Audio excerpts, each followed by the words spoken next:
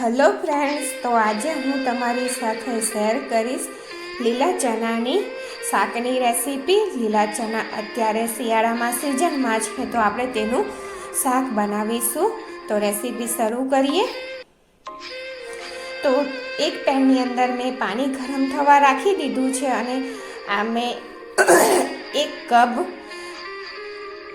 લીલા ચણા લીધા છે, જેને આપણે 70-80% જેટલા કૂક કરી દેવાના છે. સ્વાદ પ્રમાણે મીઠું અને તેનો કલર જળવાઈ રહે તેટલા માટે આપણે તેની અંદર 1 ટીસ્પૂન જેટલી ખાંડ ઉમેરીશું. દળેલી ખાંડ ઉમેરવાની, જેથી તેનો કલર લીલો સરસ રીતે જળવાઈ રહે. તો જો ચણા સરસ રીતે 70% જેટલા કૂક થઈ ગયા છે, તો તેને આ રીતે પાણીમાંથી કાઢી લઈશું ચાળણી મૂકીને. અને આ પાણીને આપણે ઢોળવાનું નથી, પાણીને રહેવા દેવાનું છે. આપણે ગ્રેવીની અંદર ઉમેરીશું.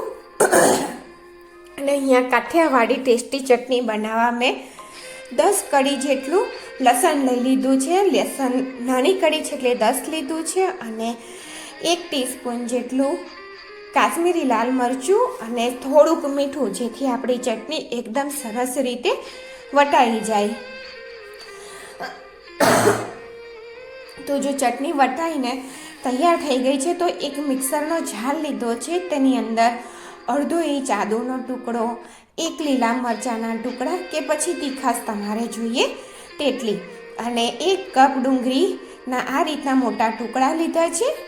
અને એક આ મીડિયમ સાઇઝનું ટામેટું લીધું છે, જેને તમે કટ કરશો તો તે ½ કપ જેટલું થશે. અને બંને આ ચારેય વસ્તુને સરસ રીતે પેસ્ટ બનાવી લેવાની છે. તો પેસ્ટ બની અને તૈયાર થઈ ગઈ છે. તો તે જ પેન લીધું છે અને તેની અંદર 4 ટેબલ સ્પૂન તેલ લઈ લીધું છે. 1/4 ટીસ્પૂન રાઈ, 1/4 ટીસ્પૂન જીરું, બંને વસ્તુ સરસ રીતે કકડવા દેવાની છે. અને 2 પિંચ જેટલી હિંગ. અને અહીંયા થોડા મેં આખા મસાલા લીધા છે. 2 લવિંગ છે, 1 તજનો ટુકડો છે, 1 લાલ સૂકું મરચું અને કસ્તુરી મેથી લીધી છે થોડી, અને 1 તમાલપત્ર લીધું છે. મસાલાને તેલની અંદર ઉમેરી અને 1 મિનિટ માટે થવા દેવાના છે. અને અહીંયા 1 ટેબલ સ્પૂન જેટલું બેસન લીધું છે. બેસનને સરસ રીતે શેકી લેવાનું છે. બેસનથી ગ્રેવીમાં એક થીકનેસ સરસ આવશે. અને બેસન શેકાય છે ત્યાં સુધી આપણે એક પેસ્ટ બનાવી લઈએ. તો અહીંયા મેં 1 ટીસ્પૂન જેટલું કાશ્મીરી મરચું લીધું છે. જો તમારે તીખાશ જોઈતી હોય તો તમારે કાશ્મીરીની જગ્યાએ તીખું લઈ લેવાનું. અને 1/4 ટીસ્પૂન જેટલી હળદર લીધી છે અને 1 ટેબલ સ્પૂન ભરી ધાણા જીરું પાવડર લેવાનું. અને જે કાઠિયાવાડી પેસ્ટ બનાવીને રાખીને તે લઈ લેવાની. અને અહીંયા 1/4 કપ જેટલી આપણે છાશ લઈશું. પાણીની જગ્યાએ તમે છાશનો ઉપયોગ કરી અને આ પેસ્ટ બનાવશો ને, તો તેનો ટેસ્ટ 100 ગણો વધી જતો હોય છે. જો તમે આ રીતે ટ્રાય ના કર્યું હોય ને, તો જરૂરથી એકવાર ટ્રાય કરજો. તો પેસ્ટ બની અને તૈયાર થઈ ગઈ છે. અને અહીંયા બેસન પણ સરસ રીતે શેકાઈ ગયું છે. તો પેસ્ટને તેની અંદર ઉમેરી દઈએ. અને જો લીલા ચણાના શાકની રેસીપી તમને ગમે તો મારી ચેનલને લાઈક કરજો, શેર કરજો અને સબસ્ક્રાઈબ કરજો. અને આ પેસ્ટને આપણે 1 મિનિટ જેવું ધીમા ગેસની ફ્લેમ ઉપર શેકી લેવાનું છે, એટલે એકદમ સરસ રીતે તેનો પણ ફ્લેવર સેટ થઈ જાય. તો જો પેસ્ટ શેકાઈ ગઈ છે, તો હવે તેની અંદર આપણે જે ડુંગળી, આદુ અને મરચાંની પેસ્ટ તૈયાર કરી છે ને, તેને ઉમેરી દેવાની. આ શાક ખાવામાં ખૂબ જ ટેસ્ટી લાગે છે. તમે એકવાર જરૂરથી ટ્રાય કરજો. તો આ રીતે સરસ રીતે આપણે તેને મિક્સ કરી લેવાનું. તો મિક્સ થઈ ગયું છે ને, આ ગ્રેવીને આપણે ટામેટું ઉમેર્યું છે એટલે સ્વાદ પ્રમાણે મીઠું ઉમેરી દેવાનું, એટલે જલ્દીથી ટામેટું કૂક થઈ જતું હોય છે. અને તેને ઢાંકી અને 3 થી 4 મિનિટ માટે થવા દેવાનું છે. ને તેમાં તમારે વચ્ચે ઢાંકણ ખોલી અને મિક્સ કરી લેવાનું છે, જેથી તે તળિયે ચોંટે નહીં. તો જુઓ,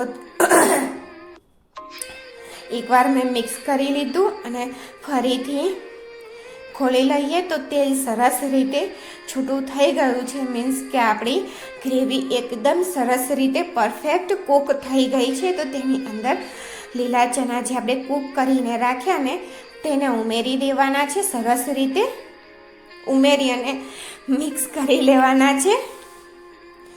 અને જે પાણી આપણે ચણાનું બાફીને રાખ્યું હતું ને તેમાંથી આપણે 1/4 કપ જેટલું પાણી ઉમેરી દઈશું. અહીંયા ઠંડા પાણીની જગ્યાએ ગરમ પાણી આપણે ઉમેરીશું ને તો કુકિંગ પ્રોસેસ અટકતો નથી અને શાકનો કલર અને ટેસ્ટ બંને સરસ જળવાઈ રહે છે. તો સરસ રીતે તેને મિક્સ કરી દેવાનું. અને ગ્રેવી જો તમારે વધારે પાતળી જોઈતી હોય ને તો થોડું પાણી વધારે ઉમેરજો. અને 1 ટીસ્પૂન જેટલી ખાંડ ઉમેરી છે. અહીંયા તમારે ગોળ ઉમેરવો હોય તો ગોળ પણ તમે ઉમેરી શકો છો. અને 1/2 ટીસ્પૂન જેટલો ગરમ મસાલો ઉમેરી દેવાનો. બંને વસ્તુને મિક્સ કરી ખાંડ ઓગળે ત્યાં સુધી આપણે તેને કૂક કરી લેવાનું છે ઢાંકીને. તો જુઓ, સરસ રીતે આપણે તેલ છૂટું થઈ ગયું છે. તો લાસ્ટમાં આપણે કસ્તુરી મેથીને આ રીતે હાથેથી મસળી અને ઉમેરી દેવાની છે. અને આ રીતનું પાઉંભાજી મેસર કે પછી તમે લોટાથી લોટાના પાછળના ભાગથી આ રીતે થોડું દબાવી અને ચણાને થોડા આપણે ક્રશ કરી લઈશું, જેથી ગ્રેવી એકદમ સરસ થીક અને તેનો ટેસ્ટ પણ એકદમ સરસ આવે. અને આનો 100 ગણો ટેસ્ટ વધારે ને તેવો તડકો કરી લઈએ, તેનાથી જ તે હોટલ જેવો કાઠિયાવાડી સરસ ટેસ્ટ આવશે. તો એ તેલને મેં ગરમ કરી લીધું છે. 2 ટેબલસ્પૂન જેટલું તેલ છે અને તેની અંદર 1 ટેબલસ્પૂન જેટલું કાશ્મીરી લાલ મરચું ઉમેરી અને તડકાને આ રીતે ઉપરથી એડ કરી દેવાનો. તમે આવું કરશો ને તેનાથી જ કાઠિયાવાડી હોટલમાં ચણાનું શાકનો ટેસ્ટ હોય છે ને તેવો બિલકુલ લાગશે. અને જો વિડીયો ગમે તો લાઈક, શેર અને સબસ્ક્રાઈબ જરૂરથી કરજો. થોડું મને સપોર્ટ કરજો. મારી ચેનલ પર વ્યૂઝ નથી આવતા તો તમે થોડું સપોર્ટ કરજો પ્લીઝ, એટલી રિક્વેસ્ટ છે. તો જુઓ, બિલકુલ ટેસ્ટી કાઠિયાવાડી શાક બની અને તૈયાર થઈ ગયું છે. તો આપણે તેને સર્વ કરી દઈએ.